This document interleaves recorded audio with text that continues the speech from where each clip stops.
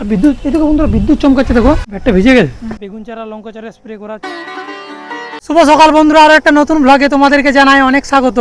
এখন আমি আছি আমাদের পটল জমিতে, আর আমার পিছনে দেখতে পাচ্ছ বাবা স্প্রে করছে। হ্যাঁ বন্ধুরা, আর রোদ প্রচণ্ড হচ্ছে, মাথায় একদম রুমাল বেঁধে নিয়েছি আজকে শুরুতেই। তো চলো পটল জমিতে স্প্রে করা হচ্ছে। এই দেখো যে পটল গাছগুলো এখানে পরিষ্কার করা হয়েছিল, সেই গাছগুলো আজকে স্প্রে করছে বাবা। এটা কী জন্য স্প্রে করছো? ধাসা ধাসা পোকা। ধাসা? কিন্তু পটল গাছ তো সেরকম ধাসা দেখা যায় না। ধাসা দেখা যায় না, দেখা লাগতেও পারে। ধাসা দেখা যাচ্ছিল তো ওই বেগুন গাছটাতে, যেটা বেগুন চারাগুলো। ওইটা ওই ওষুধটা দিব, একই ওষুধ। বেগুন চারা তো দিবে? হ্যাঁ। তো দেখো বন্ধুরা, এটা হচ্ছে ধাসার ওষুধ, কিন্তু পটল গাছে সেরকম ধাসা দেখা যায়নি, বাবা আগের থেকে দিয়ে রাখছে। আর যেটা আমাদের ধাসা সব থেকে বেশি দেখা গিয়েছিলো সেটা হচ্ছে ওখানে বেগুন চারাতে। চলো চলো তোমাদেরকে আমি দেখাচ্ছি। এ দেখো, তোমরা জানো আমরা বেগুন চারা লঙ্কা চারা লাগিয়েছি। যারা আমার ভিডিও দেখছো আর কি তারা জানো, আর যারা নতুন দেখছো তারা দেখে নাও।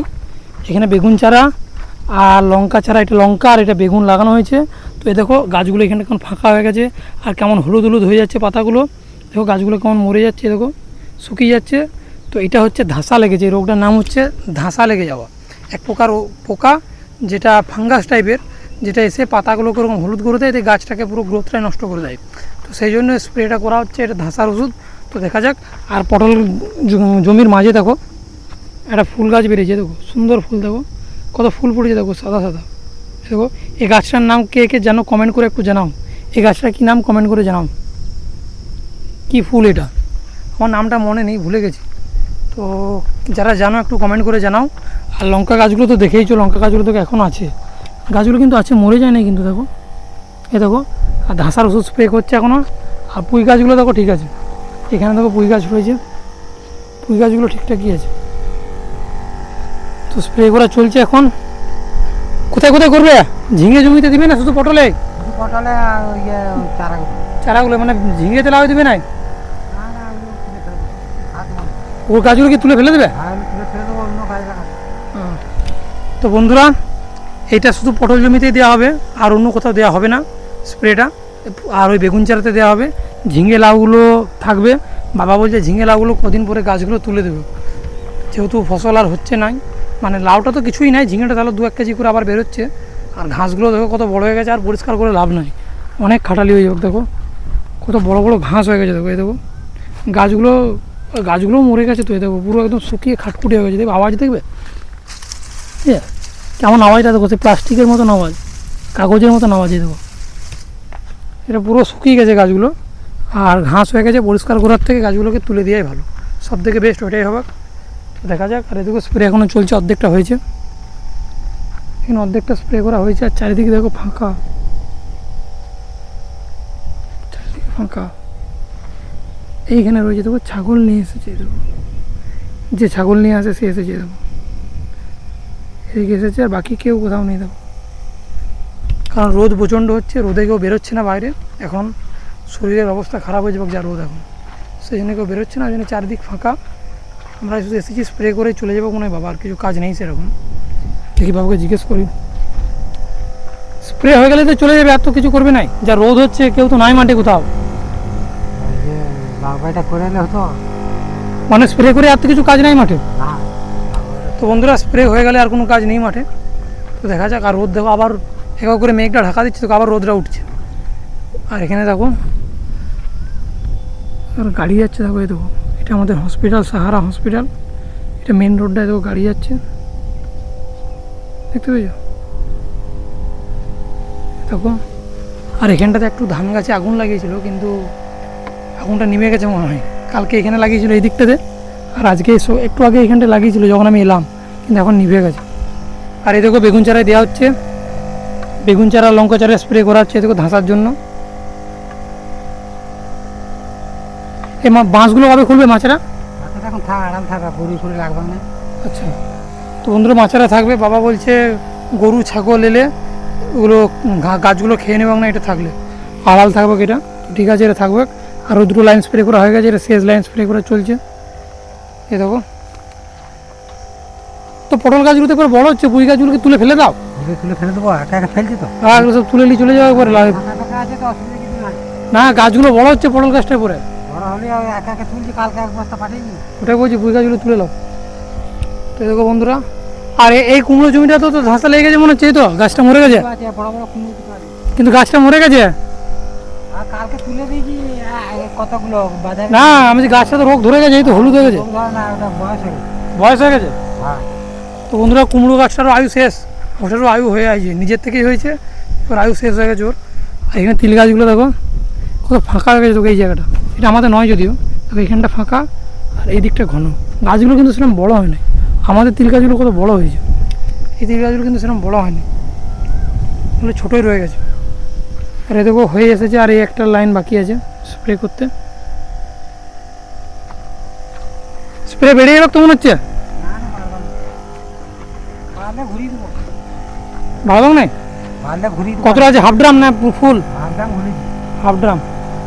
তো বন্ধুরা হাফ ড্রাম আছে, ফুল স্প্রে নেই, বাবা বলছে শেষ হয়ে যাবে, দেখা যাক।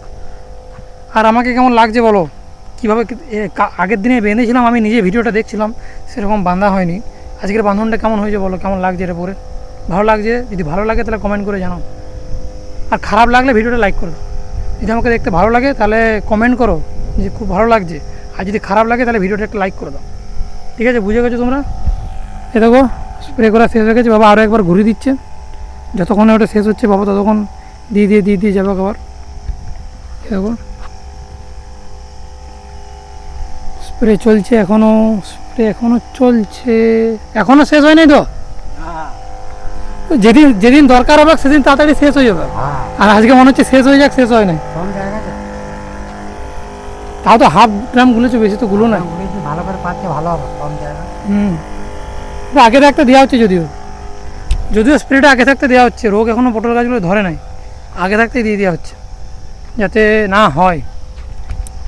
এখান থেকে একটা পটল আদুকো, একটা পটল পেকে গেছে এখানে, এই দেখো পচে গেছে পেকে।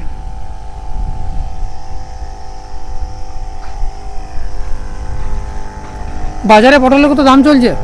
20 টাকা, 20 টাকা। 20 টাকা, আচ্ছা, 20 টাকা কিলো।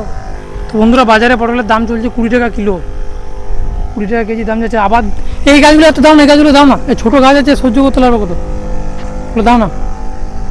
এটুকু বাবা এখানে দিচ্ছিল, এগুলো ডবল দেওয়ার দরকার নেই, গাছগুলো অনেক ছোটো ছোটো আছে, সহ্য করতে পারবে না, এবার মরে যাবে গাছগুলো। ফাইনালি ওষুধ শেষ হয়ে গেছে, হয়ে যায় আর এক কত হয়ে এসছে, এ দেখো ওষুধ শেষ হয়ে গেছে, আর নেই।